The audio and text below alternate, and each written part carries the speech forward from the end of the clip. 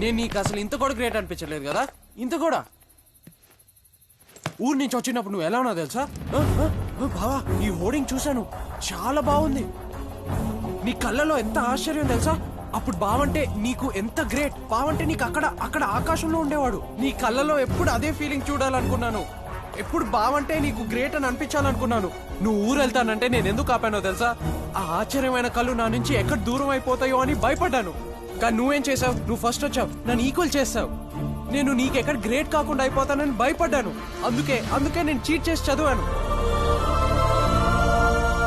కానీ నా bad luck, Ajit గాడు ఫస్ట్ వచ్చేసాడు. ఆడెక్కడ నీకు గ్రేట్ అయిపోతాడని నేను నీతో కాంప్రమైజ్ అయ్యాను. రాత్రి పగులు నిద్ర లేకుండా, తిండి లేకుండా కష్టపడి చదివాను. నీ చేత మళ్ళీ గ్రేట్ అనిపించుకోవడం కోసం, నీ కళ్ళలో అదే ఫీలింగ్ చూడాలని ఫస్ట్ వచ్చాను. కానీ నువ్వేమన్నావు? అజిత్ గ్రేట్ అన్నావు.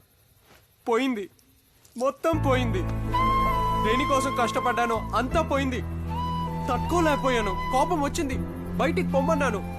అజిత్ గ్రేట్ అంటావు, ఆ మాట తెలుసా ఇంకా ఇక్కడ కొడుతుంది. వేరే ఎవరినో గ్రేట్ అంటే వీడికేంటి ప్రాబ్లం అనిపిస్తుంది కదా. నేను పెద్ద ఈగోస్ లాగా కనిపిస్తున్నాను కదా, నేను ఒక పిచ్చోడ్ లాగా అనిపిస్తున్నాను కదా. ఎందుకంటే నేను ప్రేమించే అమ్మాయికి నేను తప్పితే ఇంకా ఎవడు గ్రేట్ అనిపించకూడదు.